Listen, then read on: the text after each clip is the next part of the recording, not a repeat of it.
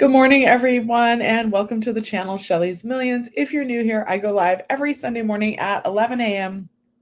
And sometimes I ramble about personal things. We mostly try and stay on the topic of finance and budget. And a lot of times your questions and comments in the chat kind of direct what topics we're going to talk about. So sometimes we talk about the cost of insurance going up. Sometimes we talk about how it's getting difficult to find homeowners insurance in California. Today, the loose plan is to talk about the new California EDD debit cards that are going out, because I know a lot of you guys found the channel during the pandemic when we're talking about unemployment benefits. So sometimes when there's something really important in that area, I like to share those updates with you guys. And then we're going to still be talking about the California $20 fast food minimum wage. Also, my main job is I manage a movie theater. And one of the viewers, Debbie, she always is going to ask about the little green guy back here and is going to ask about which movies are doing well. So today, this weekend, Dune 2 was our number one movie. It was the number one movie nationwide. And this was like the suit, it's a dress that I wore for the movie Dune, because I think it looks like it's sand colored. Okay, good morning, Martial. Good to see you in the channel. Let me know if you have any questions. Hi, Rocky. Yeah. I also was going to get this dress. So it's kind of sand colored. I bought it for the movie Asteroid City. I don't think I actually wore it because Wes Anderson had a lot of actually had the kind of like this color blue, and then a lot of this like sandy taupe color. All right, looks like we might be talking about insurance. Okay, let me back up to Alex's comment, because Alex is actually the one that brought this up to me, that the insurance rates were going up, right? Okay, so Alex says, how am I? I'm good. Got your oil changed and the mechanic's trying to rip you off. Oh, hopefully Joel is in here. He wants to do an engine flush, where basically cleans any sludge and dirty oil. Maybe Joel can help. Let's hope Joel pops in. Alex, I don't know where you live. Ugh, coffee's staining my tongue. But anyway, I have a Prius C and it's a hybrid. And I don't normally recommend this, but sometimes I take my car to the dealership to get it repaired. Now, the reason why I'm like, oh my God, I don't normally do that, and like hiding my face, dealerships are notoriously expensive for maintenance. But mine has like a package on the oil changes, and so I've gone there for some of the work. But as the car gets older, my car's it's a 2013. So as my car gets older and they start to recommend some of this stuff that seems like, do I really need to clean my engine off? Which, like, I'm with you. I'm like, do I really? I take it to like a local place. I've got a place called, I think it's called Jesus Auto Body, but like they also do they'll clean your engine and they'll flush the system and the coolant and all that. So I want to say, maybe next time, like, do I have the paperwork? I have the estimate somewhere from both the dealership, and then I have the bill for what I paid from Jesus Auto Body. And just let me tell you, it's different. So like maybe go on Yelp, right? And find like a little local auto body shop that has good reviews, and try and take it there to hopefully get at least a better price if you do decide to do it. Also, this is a number one tip that I learned from my mom. Good morning, Mom. About auto repair. When they tell you that you need to have something done, ask them, is this critical to keep my car running safely on the road? Or are you just recommending it based on the number of miles on my car? Do you see something that tells you this needs to be done? or are you just recommending it based on the miles on the car? Um, do you think it's urgent that I repair it right now? Or do you think this is something that just needs to be done in the near future? So, yeah, and I think Vanessa, I think Alex knows about the oil change, but when they did the oil change, when Alex did the oil change, now they're trying to add on like these extra services. Um, and I mean, like, my guess, right? This is just a guess. A lot of businesses have something that they consider like a loss leader, right? So maybe they don't make their money on the oil changes, but maybe the services that they really make their money on is like if they upsell you on like an engine flush. I literally was recently told that I needed to do an engine flush, and basically something else though that my mom taught me is do keep up on the maintenance, right? So I kind of hope Joel pops into on this engine flush thing, because like, does it really need flushed? I don't know about that, but I do know that if you ask them, like if it's critical and urgent to keep you safe on the road, or if you can postpone it a little bit, usually they'll tell you the truth on that. And I know when I drove away from the dealer to have that done, they were like, yeah, it's not urgent. We're only basing that off of, like, sometimes they don't actually look. They're just supposed to tell you to get things done. Like if your car has 10,000 miles on it, they're going to recommend A, B, and C. If your car has 30,000 miles, they're going to recommend X, Y, and Z. So they're not always like seeing something that makes them recommend you get an additional repair. They're recommending it based on miles. And if they're just doing that, like ask them, oh, just be like, I don't have a lot of money right now. How long can I put this off? Like when would you recommend, what's the time frame where I absolutely have to get this done? And most of the time they will be honest. Okay, Rocky. Okay, let me try and catch up on comments real quick. Rocky says he loves the outfit. I gotta link this on my Amazon storefront. This is like not Grace Kelly. I don't know. Karen Grace, I think. And I actually have two dresses that look exactly like this. This one in the sand color for the movie Dune and Asteroid City, where I really bought it. And then also I have an olive green one. Okay, and Vanessa says, oh, your insurance went up 20% starting in April. What the heck? That will affect my finances. So a couple episodes back, we spent a lot of time talking about insurance. So do a couple things for me, please, please. Call around. That's going to be thing number one.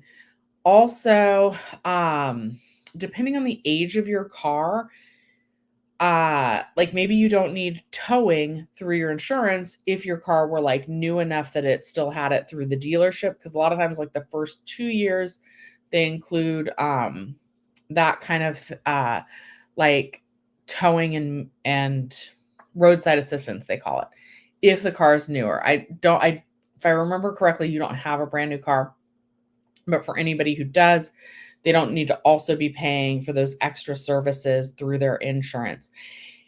And I know a lot of people have AAA for roadside assistance, but then they also carry their insurance through a different insurance carrier.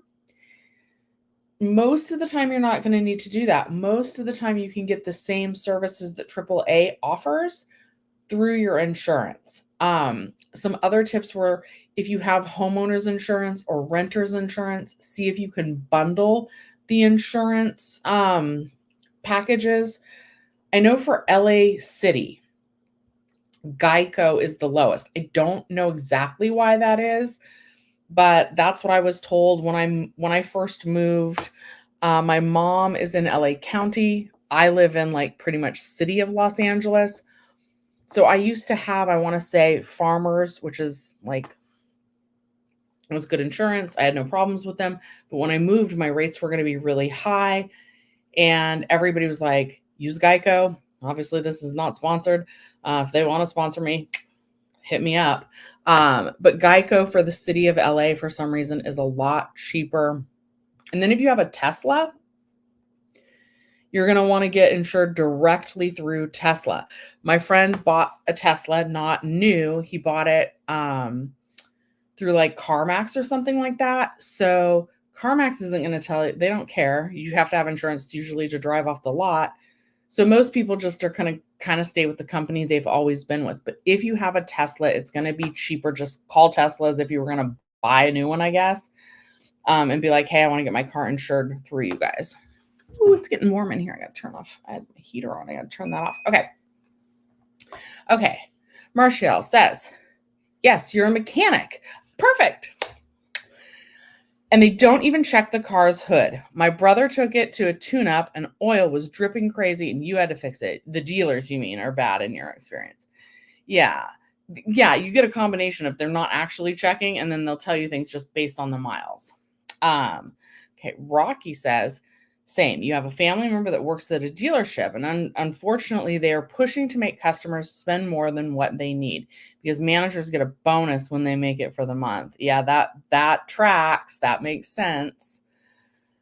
And it's really sad. Either find a local garage to check it or a friend or family member to give you advice. Yeah, oh, and then here's Joel. Perfect. Okay. Engine flushes are very easy. You just empty out the oil and then you put in new oil and add additives to it and leave the car in idle for 10 minutes, then dump it and fill it up again. So Joel, that's easy for someone like you and me, or for you, not for me, and probably not for Alex, but take it to a local shop. And Alex, if you can drive into I don't know how to put this nicely, drive into a little bit of not as nice of neighborhood, right? Like go where there's a lot of apartments, where the houses are really close to each other. Don't go in a bougie neighborhood because if they're going to probably charge you more. If you find a small mom and pop shop, it's probably going to be more affordable. Probably, not always, but probably. Okay. Marcial says, sometimes it's something simple, but they won't tell you that. You do roadside assistance and you do tell them. You get paid regardless, but not the people that don't know mechanics. So you tell them. That's very nice of you. And I will also say, I had to go the other way though. So again, I drive a Prius C hybrid and it's over 10 years old, or barely. And the hybrid battery went out and the tow person, right? All the lights came on. It was you must pull over and park your car immediately, is what the car said. And when I got picked up to get towed, the car mechanic was like, how much are you prepared to spend on the car? And I was like, oh, it's going to be the hybrid battery. And he was like, yeah. He's like, and it's going to cost you a lot. I was like, great. But at least he mentally prepared me for it. All right. You mean if it's a BMW or Mercedes, you do recommend dealerships? Other than that, you wouldn't. Yeah. And they left the oil filter loose. Crazy that they could have done damage. Yeah. Okay. So try not to take it to the dealership. Take it somewhere local. And then do ask the people that my best friend that rents out the garage for work from home. They used to take their car to Jiffy Lube. Jiffy Lube, I can't recommend them anymore. They did really bad things to my friend's car. We think that they damaged it. Of course, there's no proof. So then I was like, yo, you got to take it to Jesus Auto Body Repair by just down the street. And then they did the repair for much cheaper and basically undid the damage that Jiffy Lube had done. We think Jiffy Lube didn't put the oil back in or something after they did the oil change. I don't know. Anyway, super bad. Okay. So ask them if it's urgent. And Joel, can you tell us, is that if they're saying that needs to be done, is that going to be critical to keep the car running well? Does it depend? So I feel like I did mine within the last year. And mine got to be 10 years old before they were saying that. So is there a way that you would know that the whole engine needs flushed versus just the oil just needs changed. I will say that while I wouldn't be able to do like a whole engine flush myself, like I at least know how to check the oil, right? And I remember my old car that I had that got up to 300,000 miles. It hi Mary, good to see you. Um my old car that got up to 300,000 miles, the oil started looking like really dirty all the time. Like normally oil is like, I don't know, it's a little darker than like cooking oil, right? And cooking oil is kind of like clear and see through, it's like tan. Um, but my oil towards the end started looking black. So I don't know if that meant that I needed an engine flush, but yeah. Anyway, just ask them though, Alex. Ask them if it's critical to keep you safe on the road. And then in terms of insurance, shop around. That's going to be like the best advice there. Okay, I do want to show you guys. We're going to share the screen in a second. It's going to pop open on my YouTube thing for a second. Okay, EDD. Good old EDD debit card. All right. I don't know if you guys can see this that well, but I'm now sharing my screen, and kind of in the middle, underneath all the different things, the icons you would click, and above the jobs, claims, and employers section, it shows what the new EDD debit card is going to look like. Debit card update. This is for the state of California. We're changing the bank we use to issue debit cards for unemployment, disability, and paid family leave benefit payments. About the debit card. You can use it, to pay bills, buy groceries, and everything in between. I'm never going to recommend that, guys. Don't forget, during the pandemic, the advice was to transfer that money off of that EDD debit card as soon as the money hits your account. My mom gets food stamps, and they give you like it's looks like a debit card, and they load it with an amount for food stamps. My mom got hit with like a skimmer. She thinks that at Northgate grocery store, and that like, oh, that broke my heart. Like, I'm okay, but don't take money from my mom. Don't take like someone's food stamp money. Like, my goodness, like if you're, oh, that just breaks my heart. If a family already needs to be on food stamps and then someone's stealing that from them. And I will say that state of California SNAP program, CalFresh, they did actually load my mom's card up with a little bit more money, but like it was a mess, and like it wasn't the full amount that they took. So anyway, my advice is still, you guys do you, but if you're getting that EDD debit card, transfer the money off of that debit card as soon as you get it and transfer it into your regular bank. That way you can do like auto payments and stuff like that. Like I just like try not to use your debit card in stores basically. And if you do, tap it versus inserting it if you can. I don't, but with food stamps you can't do that. But anyway, okay. So, the EDD debit cards are changing. And it's saying you can use it to pay bills, buy groceries, and everything in between. But again, I'm going to recommend not using it for that and immediately just transferring it to your regular bank. I'm going to take a sip of coffee. That means if you can, please take a moment and like the video. Okay, they've changed the bank that they used to issue your debit cards. As of February 15th, 2024, benefits are no longer issued to a Bank of America debit card. Instead, they're now issued to a new Money Network prepaid debit card. And if you guys remember, the Money Network, that's who did the Golden State stimulus. Okay.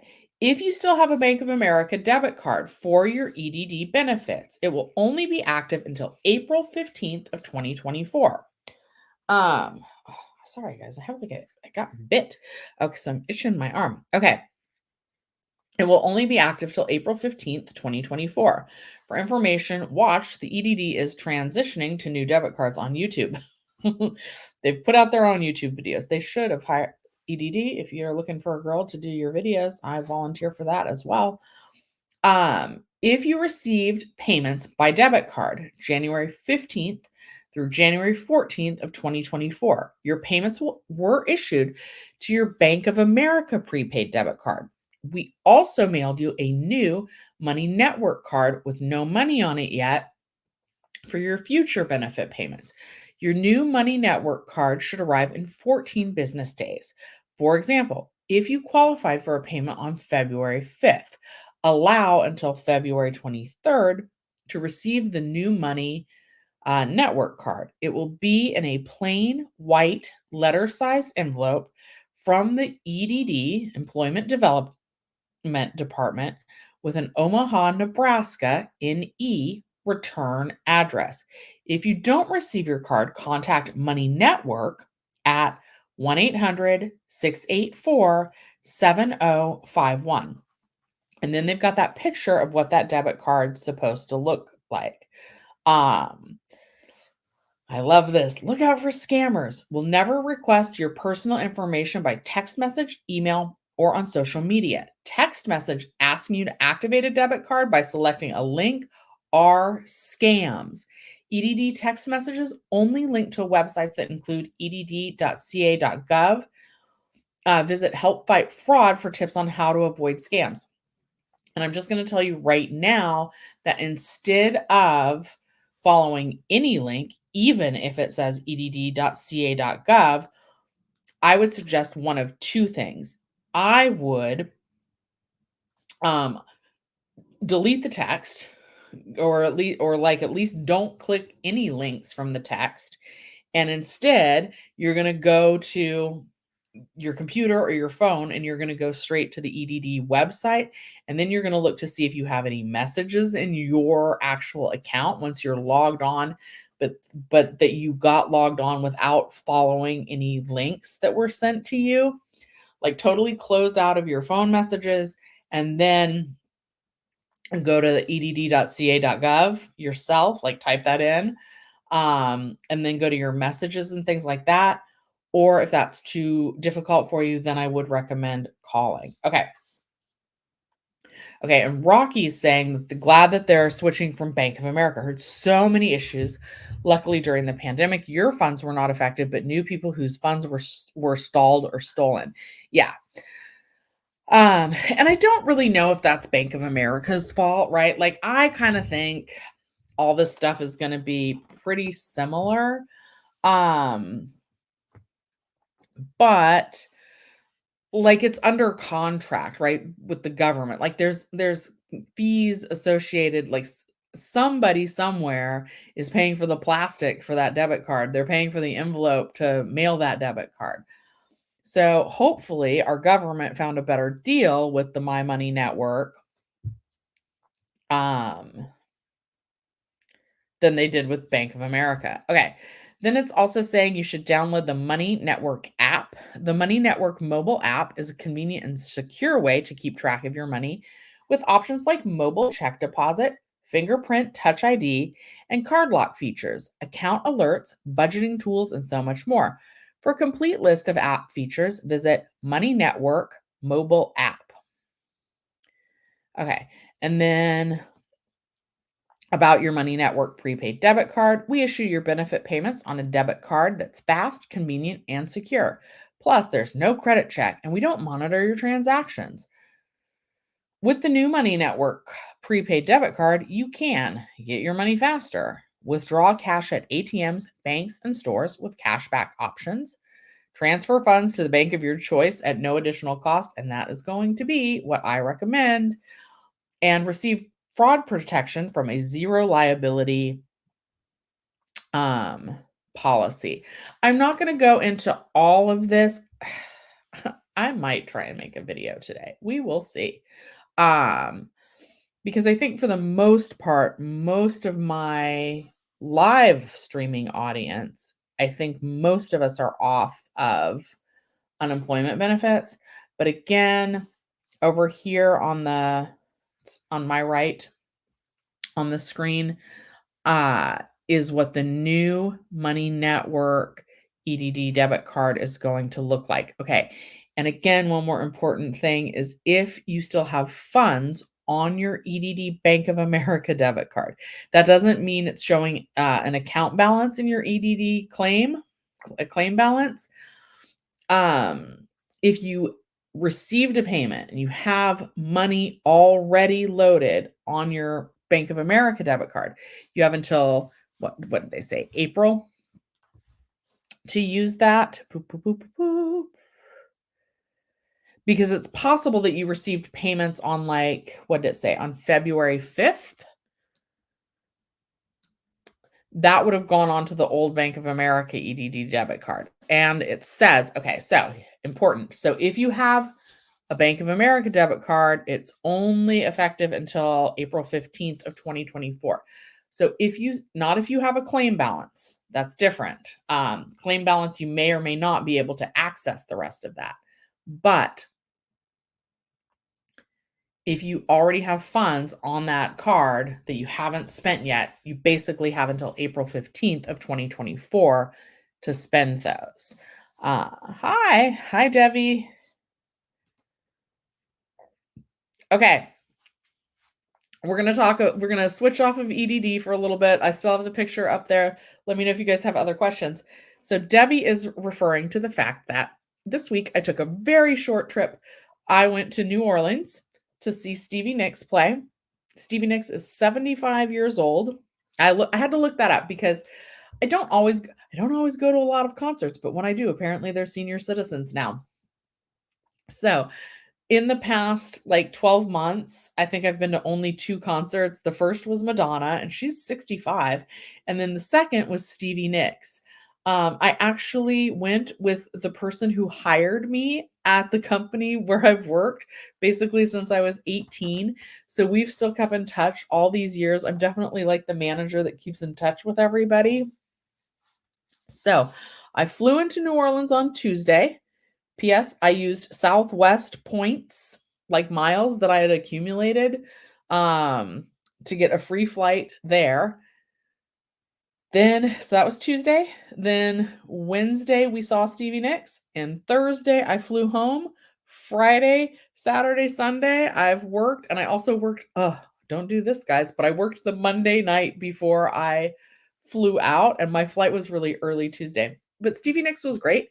She played all the songs that I was hoping that she would. And she played Edge of 17, she played Rhiannon, she told a lot of stories. Not to compare, but Stevie Nicks, Madonna's concert was really like a show, right? There was a set design and dancers and a lot of this. With Stevie Nicks, it's just her and her band. She brought out various different shawls. She called them capes, which was really cute. Throughout the show, she said that one was original and that she's had it. It was full. The show was full.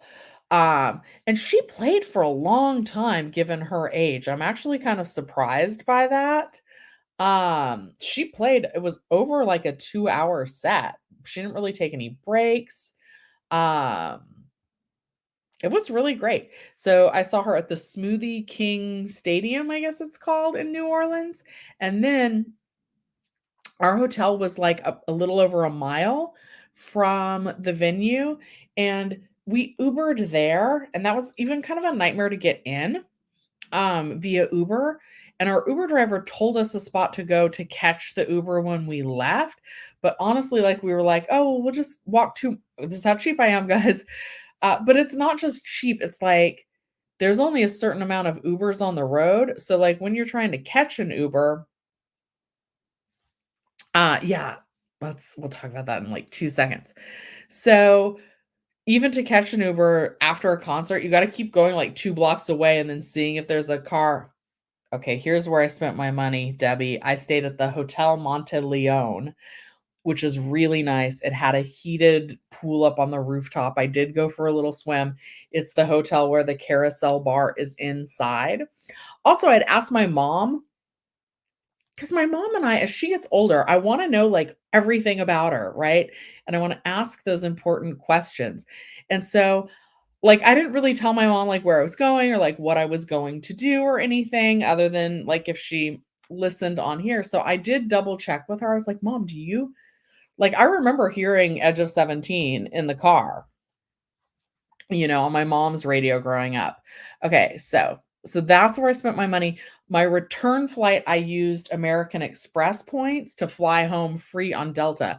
And guys, I honestly liked Southwest better than I liked Delta, but I tried to do the trip for as cheap as possible. Okay, so Debbie, yeah, her voice is great, but at one point she did a duet and she brought her vocal coach, did the duet with her. Dang it, what song was that for? I don't quite remember, but yeah, she has a vocal coach. And I was like reading all about it. I guess like many years ago, she like her speaking voice was interfering with her singing voice. Um, I have to take a bathroom break. I'm gonna end this live, I think. And then I think I'm gonna come back. Hang on. Let me look. Stevie Nicks vocal coach. Stevie Nicks vocal coach. Maybe I don't need a bathroom break. Ba, ba, ba, ba, ba. Okay. Steve. Yeah, this is definitely the guy. His name is Steve Real. Steve Real. He's a singer-songwriter as well as a, I'm going to take the EDD debit card off of there because we're definitely not talking about that, but that was what it looked like. He's a singer-songwriter as well as a renowned vocal coach. He's toured with Clint Black, Fleetwood Mac, Stevie Nicks, and Olivia Newton-John, to name a few. He is currently performing as Olivia Newton-John background vocalist in her Las Vegas residency show Summer Nights at the Flamingo Hotel. His first album, Never Too Late, was released on April 15th, 2016. But yeah, that was definitely who did the duet with Stevie Nicks. And yeah, it was kind of cool. And I don't know. I don't understand vocal coaches. Like, I don't know how they know, like, what's going on with your vocal cords and all this stuff, but it was kind of interesting. All right. Maybe I don't need to take a bathroom break. Okay, hold on. So we're gonna switch to talking about that dang $20 minimum wage. And I took a screenshot of an article that I wanted to read because it's like basically everybody. So the headline that I'm gonna try and look for is this one: California governor pushes back against criticism of fast food minimum wage law. So of course there's criticism against it. Okay, hold on. We're just going to type in that whole sentence and see if I can. California governor pushes back against criticism. Criticism of fast food. Surely that should be enough.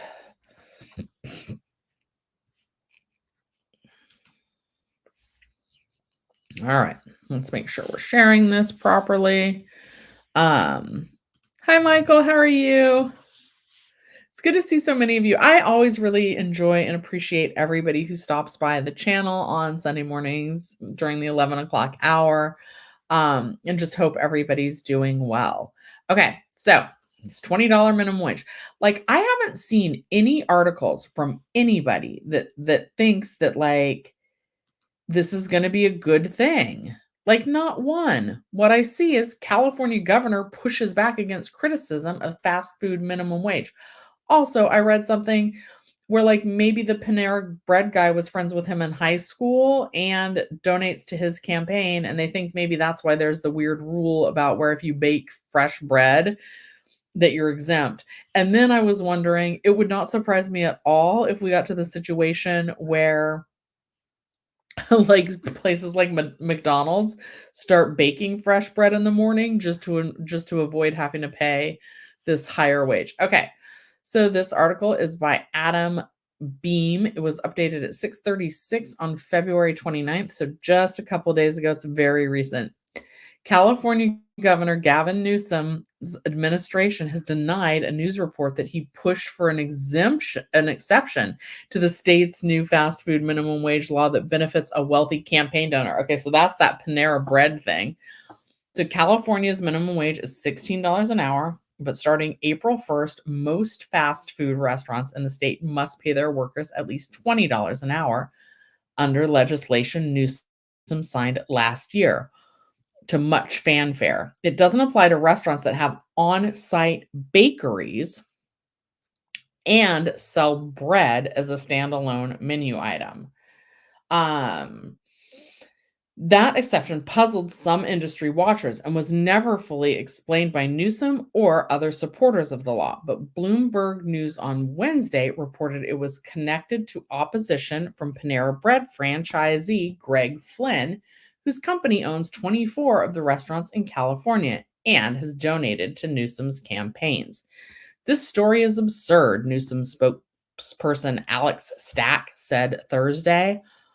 Flynn said in a statement Thursday that he opposed the initial legislation and suggested fast casual restaurants like bakeries, bagel shops, and delis be excluded if the intent of the bill was to address alleged labor code violations in fast food restaurants. So remember, I was wondering if donut shops are going to count. So is a donut shop considered a bakery? I'm still wondering that personally. Okay, but he denied, he being Gavin Newsom, an exemption or special considerations and said he was surprised when the exemption appeared in the final bill. Or maybe that was Flynn. Okay, wait, let me go back. Let me make sure I'm okay. Greg Flynn was the franchisee of Panera Bread. Okay, yeah. So that is okay. So they're saying Flynn denied asking for an exemption or special considerations, and he was surprised when the exemption appeared in the final bill. He said he met with Newsom's staff about the bill alongside other restaurant owners, but did not speak to the governor about it. The Flynn Group and Flynn Properties operate 2,600 restaurants and fitness centers across 44 states, according to the company's website.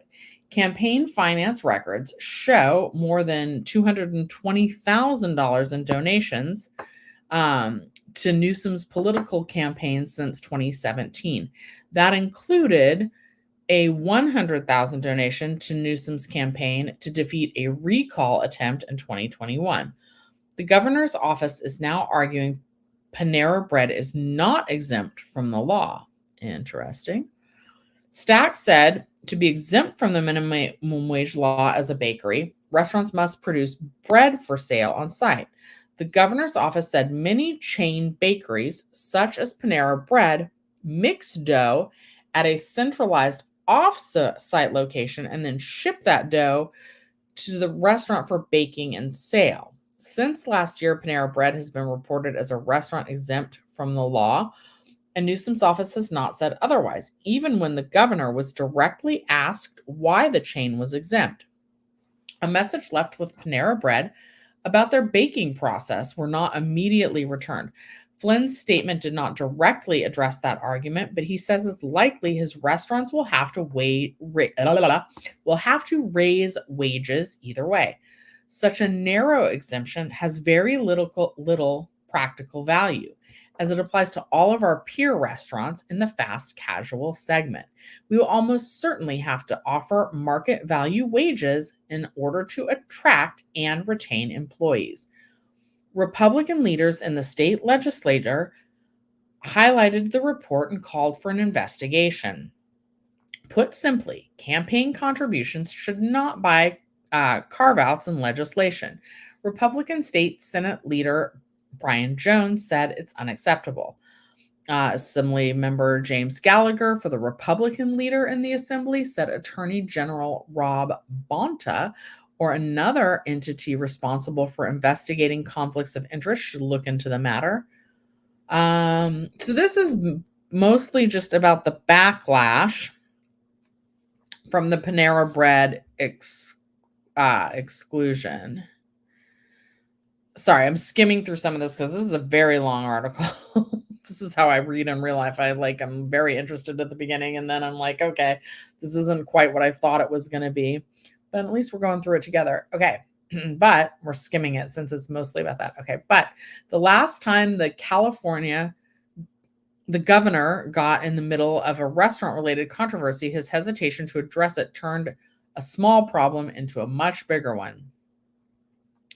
Lawmakers are considering more exemptions for the fast food minimum wage increase.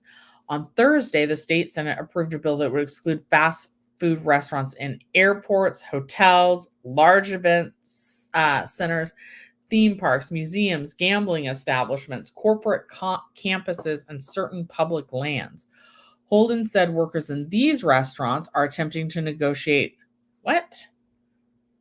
salaries higher than $20 per hour. He said they were concerned being included in that seems not correct.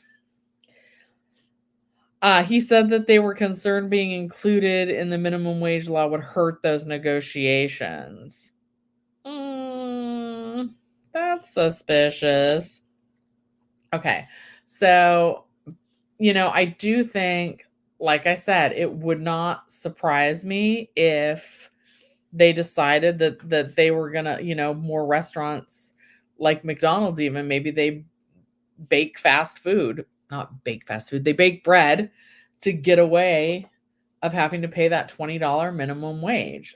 That wouldn't surprise me. And something else that I have been wondering is, like, there's starting to come out a lot of interviews. None of the fast food restaurants are saying, yeah, we think this is going to be great. Hi, Queen. No, it's really good to see you in here too. I see you changed your name, but I recognize your profile picture. So I haven't seen any articles that say, oh yeah, we think this is going to be great for the economy. And it was a Pasadena representative, I think, that initiated this bill. And there's a really nice restaurant right across from me, and it's closed. I don't know what happened. It does look like somebody else is building there, but I think there's going to be a lot of confusion. There's a restaurant that I really like, and I'm not sure if it's considered fast food or not. It's called heck is it called? Tender Greens. And let me look up. I don't know if they're in states outside of California. But so again, a location needs to have more than 60 locations nationwide. It doesn't just have to be in California. How many Tender Greens restaurants?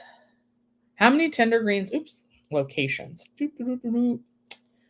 Boy, I typed in the wrong thing. How many? Sorry, and I'm doing it on my phone. How many Tender Greens locations? Number of 10. Okay, there are 24 Tender Greens restaurants in the United States as of February 1st. So they would not, Tender Greens that I really like, would not,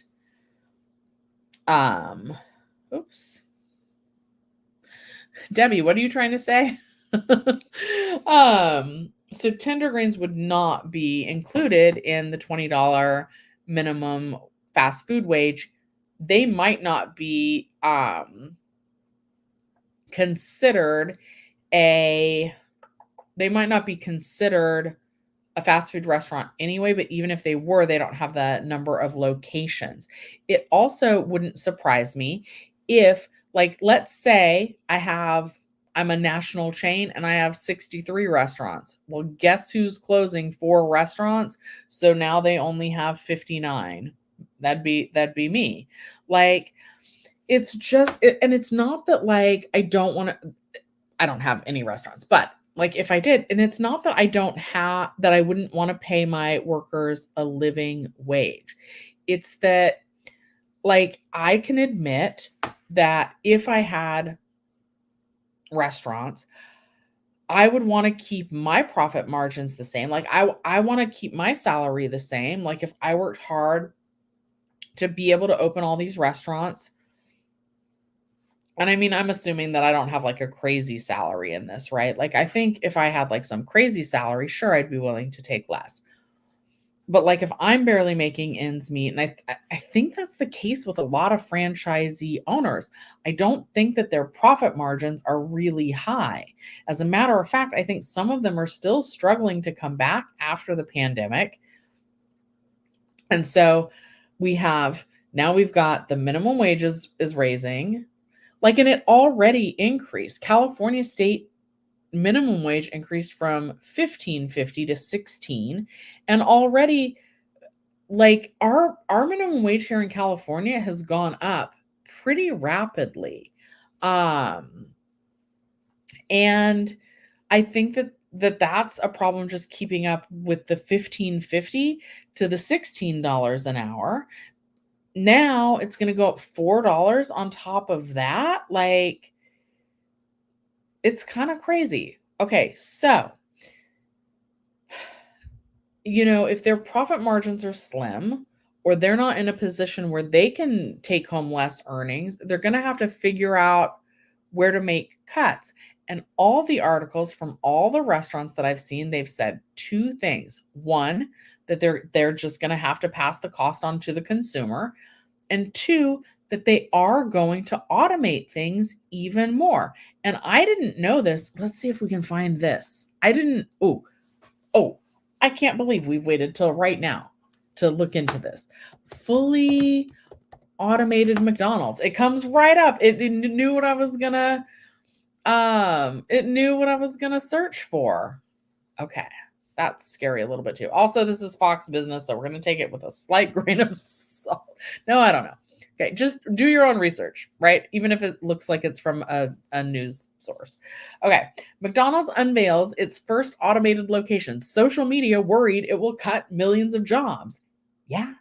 Customers can fully. Why is this? Quiet, ad.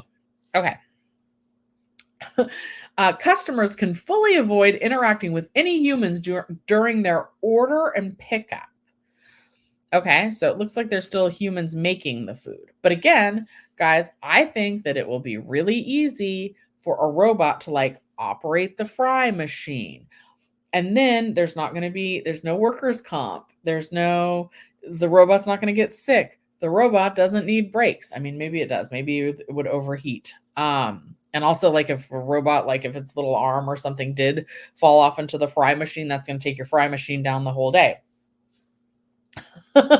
Alex says, hey, I can read your mind, so it remembered me to look up the automation at McDonald's. Yeah.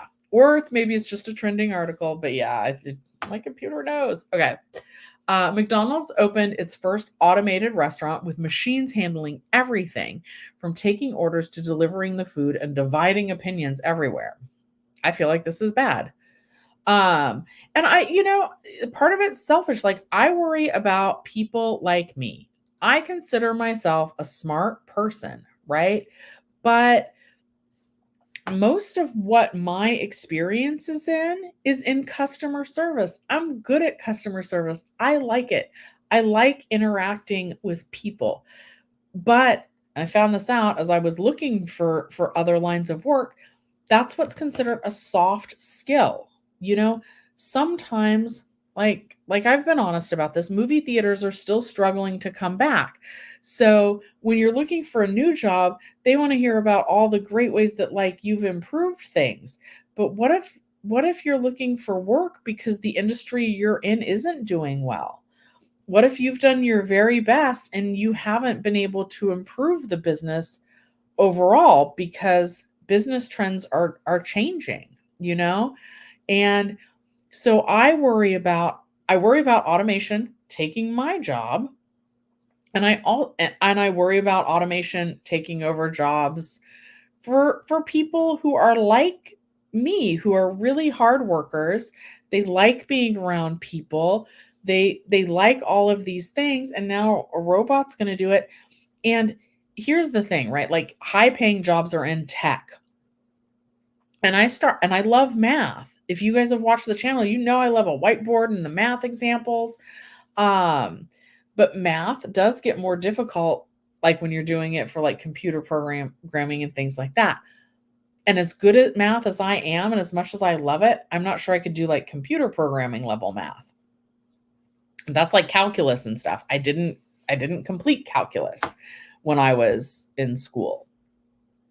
Do I think I could? Yes, but it would take some training and like some remembering and all of this. Like I think all of us can do anything we set our mind to, but I do worry about what happens if jobs that are considered entry level get taken away. What am I going to do while I go back to school to like learn calculus again? That's what I worry about. I also worry about, with the minimum wage increasing so much, what are places that are not considered fast food, like Tender Greens? What are they going to be able to survive? Are they going to be able to find people that are willing to work there? Because I'm going to be honest, if I'm looking for jobs and I'm looking at restaurants, I'm going to be looking for two things. One is tips, because tipped employees make a lot of money. I had no idea until I worked at that other movie theater chain that's more like a restaurant. Tips can really, really add to your take-home pay. So I would be looking for like more like a server job, but that's hard on your knees. I mean, probably so is standing, but like where I was when I was more like a server, I was going up and down stairs with like my big heavy like drink tray or food tray or whatever. But Tender Greens, I don't necessarily think that they get like a lot of tips at Tender Greens. So they're not going to qualify for the fast food $20 minimum wage either. So if I'm just Shelly Bridges and I'm looking for work, where am I going to get a job? Like, I'm going to take a job that pays me $20 an hour, not a job that pays me $16 an hour, or at least that's the hope. Okay. And yeah, Joel says lots of things closing down. When minimum wage goes up for fast food, employees, maybe more places will go out of business. Yeah, and I was listening to something on YouTube the other day. I think it was like with a Jimmy John's or a Five Guys, or what's the other submarine place that's kind of fancy? What happened to Quiznos subs? Okay, that's a whole different thing. But like they were saying that they think, right, like places like Tender Greens might not pay $20 an hour on April 1st when all the other fast food restaurants do, but at some point, like if they want to get like top talent and retain employees, that he thinks that like at some point other industries will also start paying that $20 minimum wage. Okay. Alex says the profit margins of my bank account is something that's being severely affected right now. I agree. Okay. W Hall says, so glad I made the trip to New Orleans and saw the show. 75. Yep. Belladonna. 70. The Belladonna LP is 40 years old. Yeah. Yeah. And Debbie, we're talking about Stevie Nicks real quick. She's verbal and she likes to talk a lot. She sure does. And she says that her band was giving her a hard time about it and making like losing her train of thought. Sylvia says, my job got phased out when they went paperless. I'm now an explorer on Earth. Yeah. And I mean, like, I'm glad that you're in a position that you're able to do that. But like, it's going to make it trickier, right? As they automate more of these jobs for people like me who've been in customer service, who like, what happened to them? What happened to Quiznos? Firehouse subs? Who was the sub house? There's a lot of different sub places. Anyway. Okay. So back to this whole fully automated McDonald's unveils first automated location. Social media worries it will cut millions of jobs. Me too. Okay, we're going to read this article and then I'm going to probably head out for the day. Customers can fully avoid interacting with any humans during their order and pickup. So this is indicating to me that maybe, though, still a human is cooking the order. But then it says McDonald's opened its first automated restaurants with machines handling everything from taking orders to delivering the food and dividing opinions everywhere. When you step inside the test restaurant concept, you'll notice it's considerably smaller than a traditional McDonald's restaurant.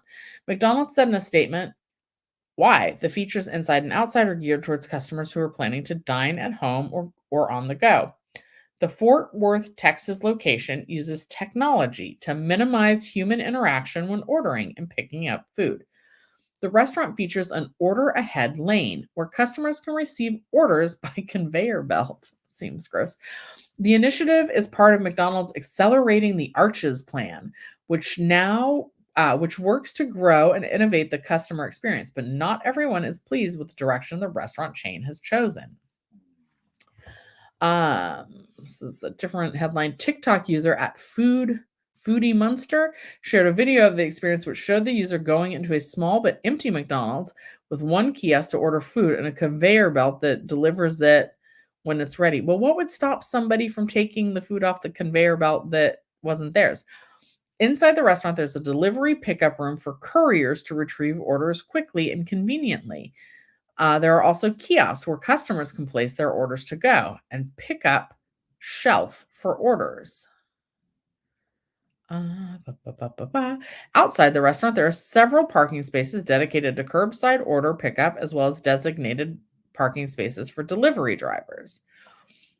This is a picture of a customer accepting their order off the conveyor belt at the drive-thru window, avoiding all human interaction during their order process. McDonald's stressed that a restaurant crew will remain to help prepare the orders and the removal of tasks such as handling register and delivering food to the front or drive-thru lanes, and will help improve the team's ability to assemble orders. I will also say I don't like this because I never order a drink. Yeah, totally. Sylvia, it was totally Jersey Mike's. Thank you. Thank you. So Jersey Mike's was saying, okay, so the question was, and I don't remember what podcast I was watching, but the question to like a Jersey Mike's franchisee owner in the state of California was, do you think you will have an increase in the number of applicants and the number of qualified applicants applying to work at your locations, and how long do you think that will last? And what he said was, he says that at first he does think that there's going to be an increase of highly skilled workers applying and taking that on as a second job. But he thinks that basically in a year's worth of time, other industries will realize that they have to also pay a $20 minimum wage in order to compete and also get high caliber workers. Because guys, I just want to say, and I'm not trying to take an entry level job from somebody who needs it, but I would seriously consider work. I am not somebody who thinks that they're above working at McDonald's, right? I'm more than happy to do it, especially at $20 an hour. That seems like a nice second job now. I'm not sure if they could work around my hours. And I'm not sure if they were hey, can you work the graveyard shift? Can you work from midnight to 8 a.m.? I would have to be sorry. Which is it's probably really hard to fill those shifts. And shout out to anyone who works that graveyard shift.